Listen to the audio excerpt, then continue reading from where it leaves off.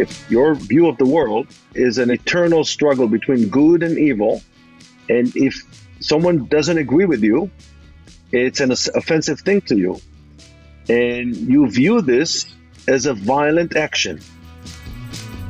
Does marketing live in the heart or in the head? Should you trust your instinct or your integers? If the answer is both, should you lead with one more than the other? At Mekanism, we build brands with soul and science. Soul is the blending of inspired creative that pulls an audience in, and science is the hard data to drive business results. So join me, Jason Harris, co-founder and CEO of Mekanism, on my quest to answer these questions with the world's leading marketers from the brands we've all come to love.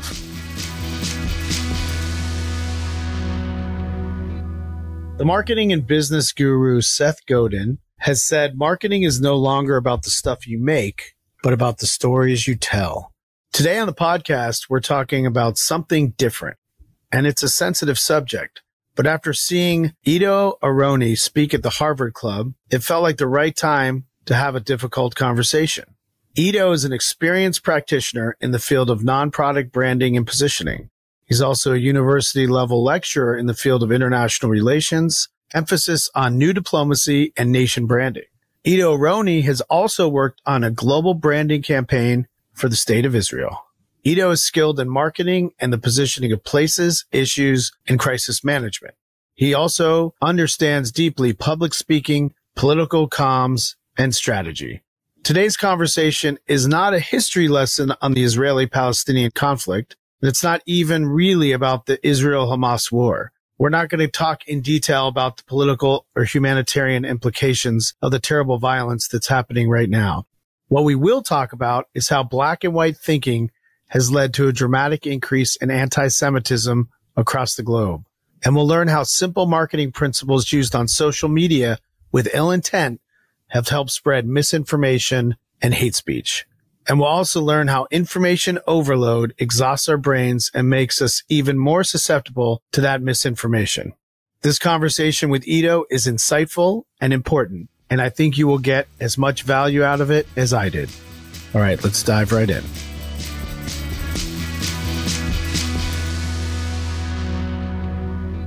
I know you're on a whirlwind U.S. tour right now. But what is your history and how did you get into what you do now? I'll begin with my immediate history. So I 7 years ago, I retired from the Israeli government. I was part of the Israeli Foreign Service. I served as a career diplomat. I happened to be in New York on 9/11, and that prompted a process that led to a different thinking on the positioning of nations, in particular Israel, in light of what happened on September 11th. And that later became known as the Brand Israel Program, which is a term used at the time, was a buzzword. I'm sure you remember that. Back in 20 years ago, branding was the buzzword. It was all about the brand, and everybody wanted to take care of the well-being of the brand. And we noticed that Israel is not doing well as a brand. Israel was severely underperforming, and we wanted to study empirically what are the reasons for it. And by the way, if they had listened to what we said to them 20 years ago, Israel's positioning would have been much better today, and we would have been much better positioned to deal with this mega crisis that we're dealing with. I'm talking about from a reputational point of view. Israel was always obsessed with winning debates. We said it's important to be right, but it is more important to be attractive. If you're not attractive as a country, as a city, you will underperform in tourism and investment and commerce, in culture, in any aspect. So that was the message. In the beginning, the Israeli government didn't understand what we were talking about. So many legends in the advertising world were involved in what we did, but not the Israeli government. In hindsight, I can say thankfully, not the Israeli government. Because once governments endorse a national branding effort, there's always the danger that the world would see this in the context of propaganda. And that would be the kiss of death. And thankfully, it didn't happen to us. How many years did you work on that campaign or that program? We convened a group of volunteers in 2002. And I think by mid-2003, the BAV, which at the time was operating under Young and Rubicam produced the first findings of their national study. We then raised money privately from Los Angeles to conduct our own focus groups, which were not related to the BAV. And then we validated everything that came through the focus groups in another BAV study. And the BAV have been monitoring Israel, has been monitoring other Israel-related brands, such as Tel Aviv, Jerusalem, the IDF, Mossad, throughout the years. And we've seen all the things that we see now, we already saw in the BAV, the Brand Asset Valuator, years ago. As the founder of the Brand Israel program, what was one thing that you were really proud of that you were able to do with it? I think the most important thing that we're able to do is to create a movement which was more conceptual than anything, that people get it, and people once they get it, they do their own thing. The best example is a woman by the name of Joanna Landau, who is of British family that moved to Israel, and she was looking to help Israel's image. And like everybody else, she thought that the task was to win a debate, some imaginary debate. And all of a sudden, she met with people that told her, there are no winners in that debate. The more you debate, the more you associate yourself with conflict, and conflict is not attractive. And you need to find attractive facets of Israel. And that led her, as a full-time philanthropist, to change her life. And she created an organization called Vibe Israel. It was a very successful organization that brought influencers. And so here's an example of how the Brand Israel philosophy translated into action.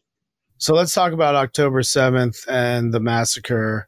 Since then, I think there's been a 400% increase. This is research, preliminary data, but spikes in anti-Semitic incidents all across the U.S.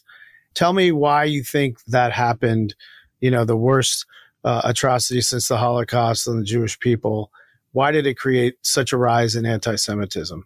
It started before October 7th, and it was tied directly to the rise of the social justice movement in the United States. The connection is the perhaps the oldest anti-Semitic trope, which is the Jews control the world. The Jewish people are the only people throughout history that were blamed of trying to dominate the world. They were accused of world domination. No other group in history was constantly and consistently accused of world domination. So it's about, in the eyes of the anti-Semites, it's about power. And here's the argument, which is anti-Semitic. We have to understand. You Jews control the financial world, Hollywood, media. Now it's our turn. That's more or less the underlying assumption. And being Jewish became white privilege, not just privilege, white privilege.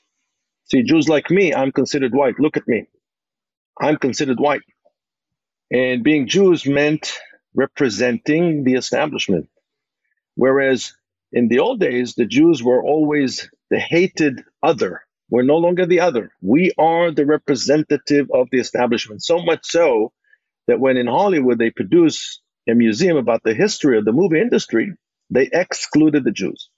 So the social justice movement introduced a new kind of inclusion, of inclusive attitude. In the name of inclusion, they exclude the Jews and the privileged people. That's insanity.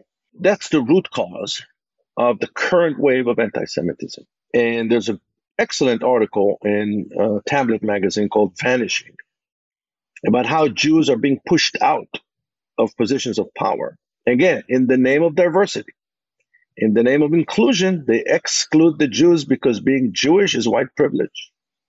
And if you are rich and white privilege, you are wrong by definition. This is the new binary view of reality. And also, don't forget that today it is much easier to execute and carry out a hate crime digitally. You don't have to go to buy a weapon to threaten people. You can do it with your keyboard.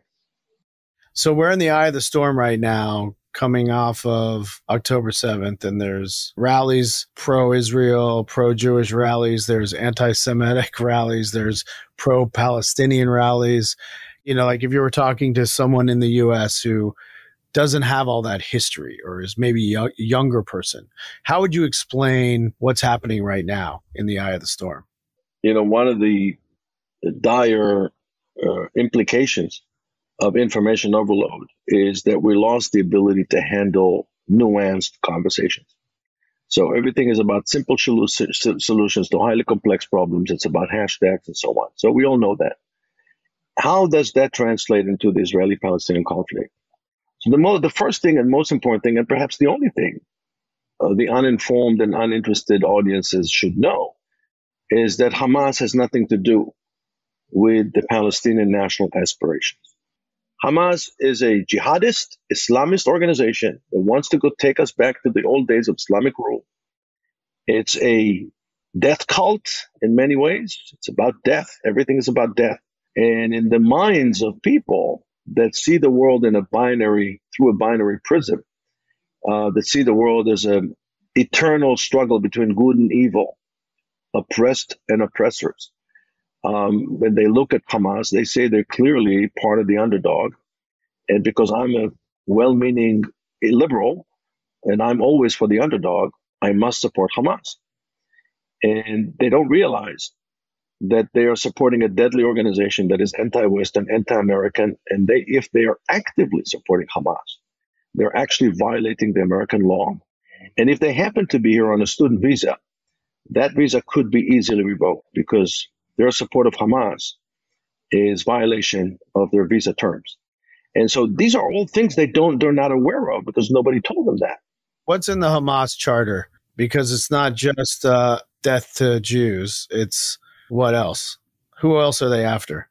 They're after the entire Western civilization. They're after modernity. We are the infidels. By the way, the infidels are also Muslims that don't accept their ways. It's not just Jews and Christians. We are looking at an anti-Western phenomenon. And this is what all those Islamist groups, jihadist groups have in common. They all despise the West, not because what the West is doing, but because what the West is standing for.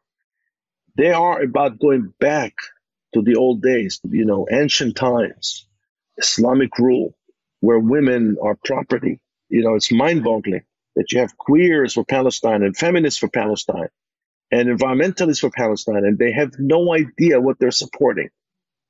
These people will be the first to be tortured and mutilated by them.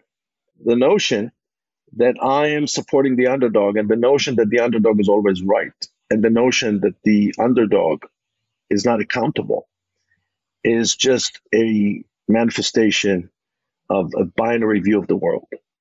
And of course, they're wrong. They're dead wrong. And I think that this would lead eventually to a catastrophe if we will not help them to see how wrong they are. Could you talk about how diplomacy and politics in Israel led Israel to always set up the kind of conflict state? Even when Israel became stronger, like in 1980s, 1990s, when Israel became a major producer of innovation, when Israel started to earn its place in the team of nations that lead the world, and we earned an honorary place in that team. Even when we did that successfully, the mindset of Israeli leadership hasn't changed.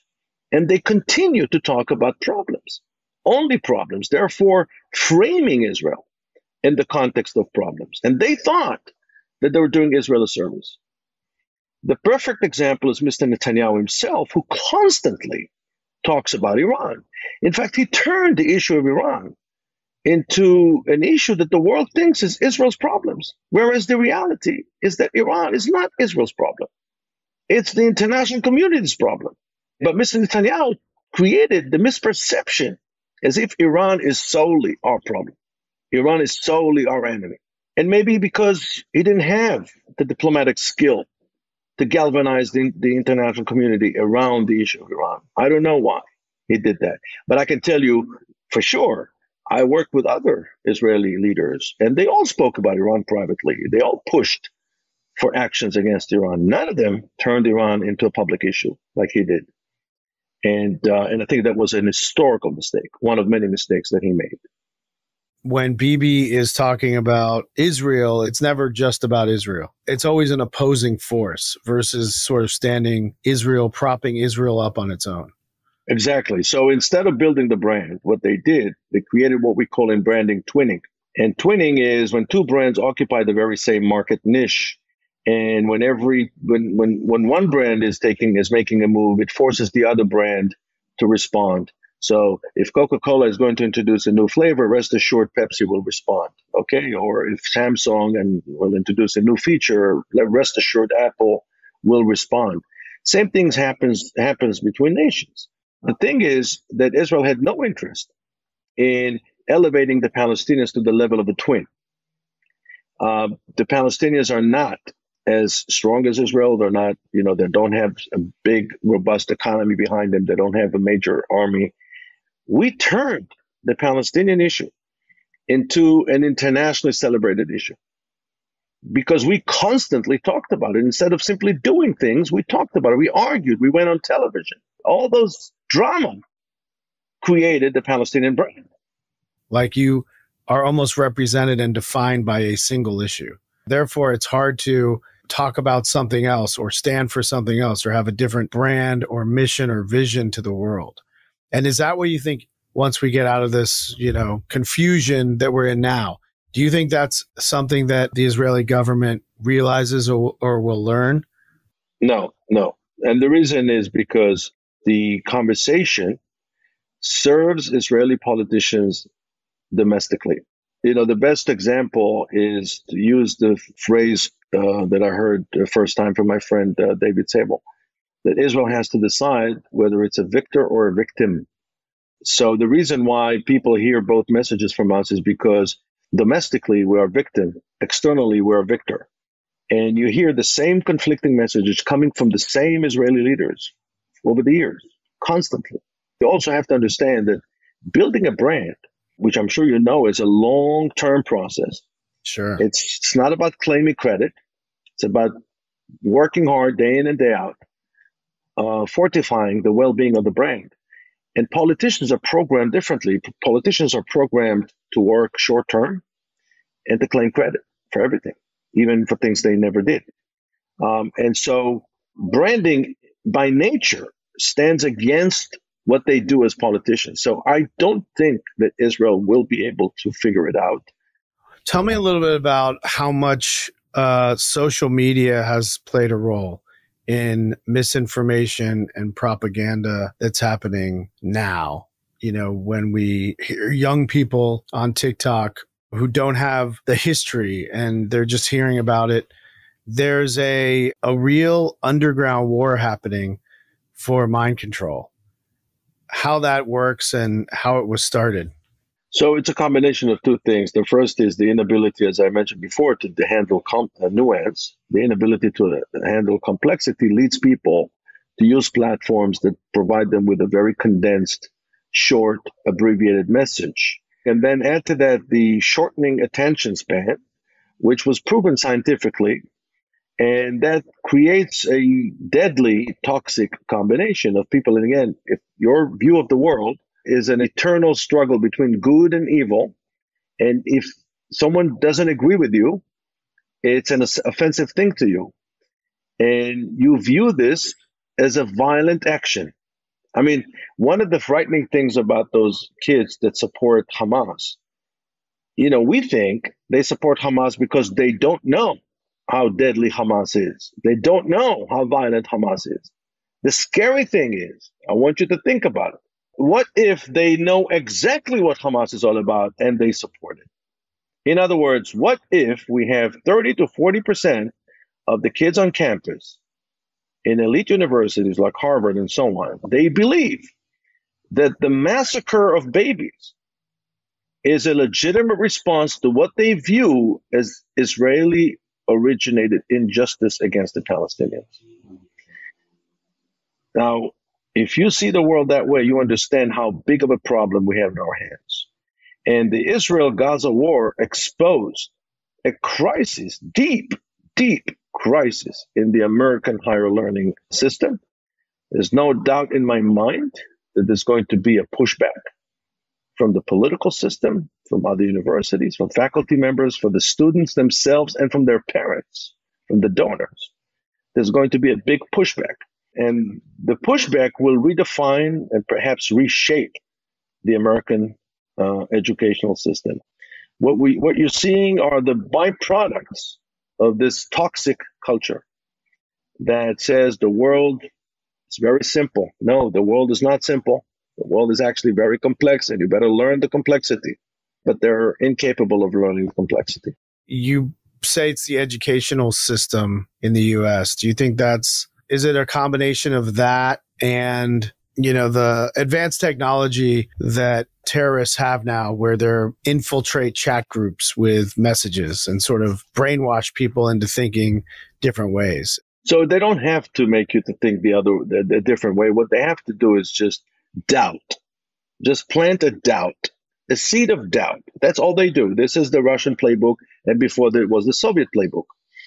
Just plant a seed of doubt. Now, we in liberal Western democracies, we are vulnerable to that because we allow those conversations.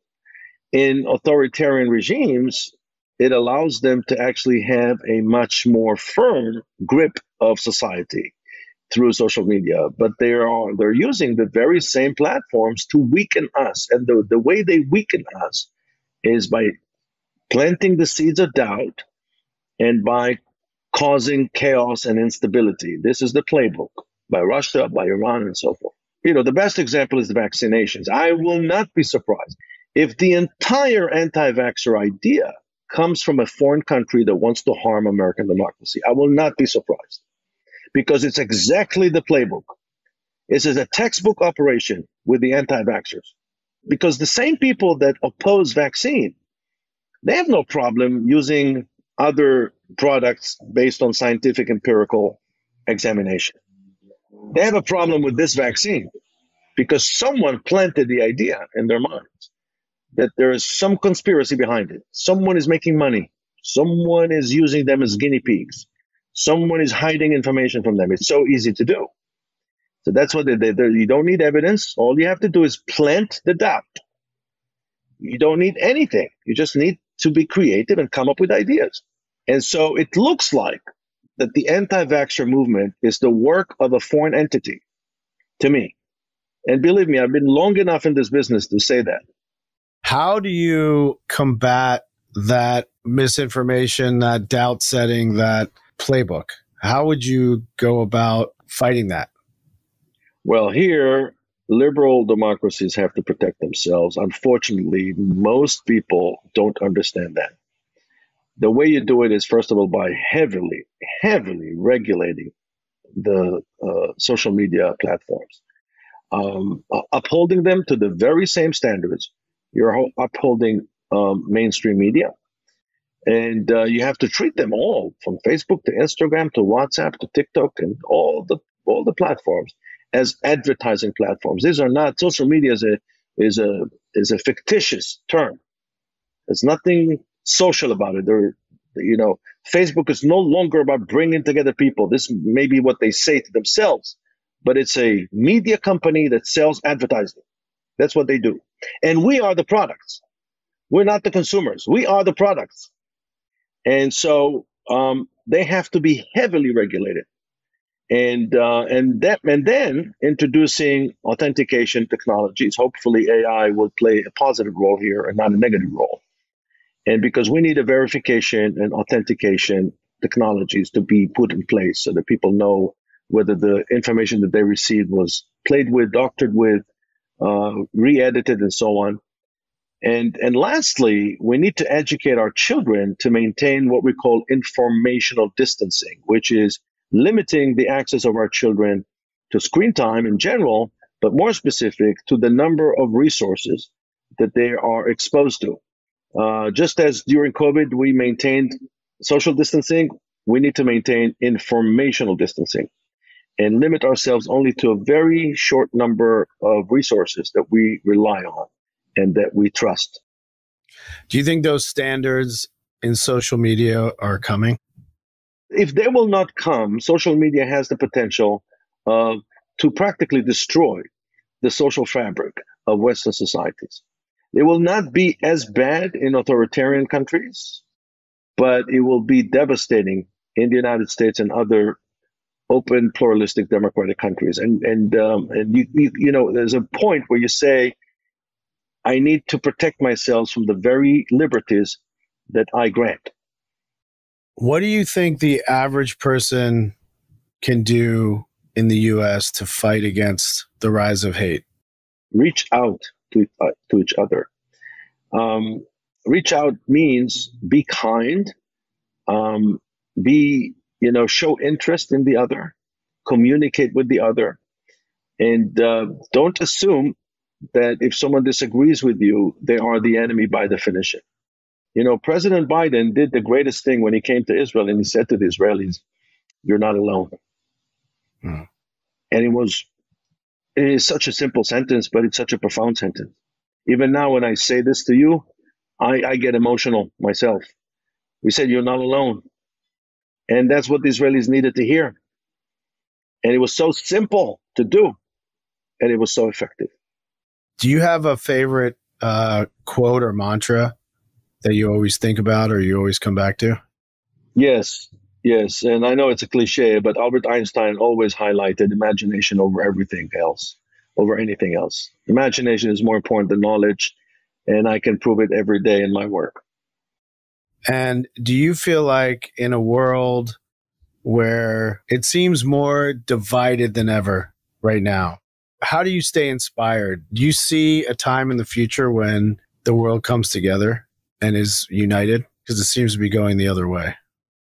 Well, it depends on your definition of what is the meaning of peace. I heard the other day famous Israeli historian Yuval Noah Harari saying that the world experienced unprecedented degree of peace post World War II. And again, depends on your definition of what is peace and what is war. Because I can count at least 20 different major military confrontations and wars that took place between 1945 and today. And the United States was involved in many of them. And so depends on the definition. I do think that eventually, and this is a source for optimism, eventually, the very same connectivity that is now being misused and abused by countries to launch vicious attacks against each other, the very same connectivity will bring us together, as it did during COVID.